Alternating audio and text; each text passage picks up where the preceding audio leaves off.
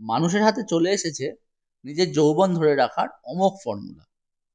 আমরা বাঙালিরা যারা 15 দিনের সিনেমা দেখতে ভালোবাসি, তারা মোটামুটি সবাই আশিতে আশিজনা সিনেমাটা দেখেছি।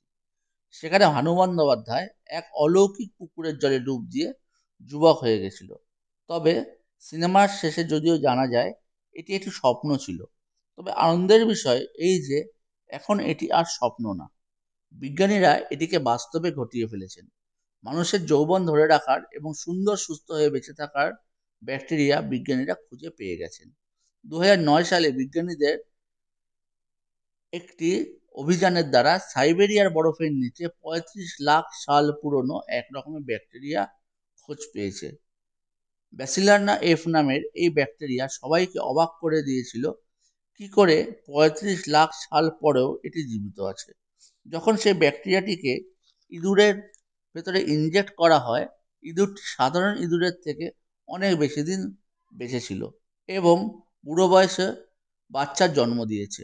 এটা দেখার পরেও রুশ বিজ্ঞানী অ্যাটামের রুশ বাগ নিজের যৌবন ধরে রাখার জন্য ব্যাকটেরিয়াটিকে নিজের শরীরে ইনজেক্ট করে। এবং আপনারা জেনে অবাক হবেন, বিগত 2 বছরে আন্টালির কোনো রকমের রোগ হয়নি বা কোনো রকম জ্বরও আসেনি।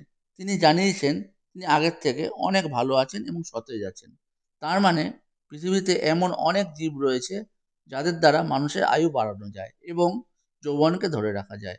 আপনি কি নিজেকে যুবক করে রাখতে ব্যাকটেরিয়াটিকে নিজের শরীরে ইনজেক্ট করতে চান? তাহলে কমেন্ট সেকশনে নিশ্চয়ই কমেন্ট করে জানাবেন।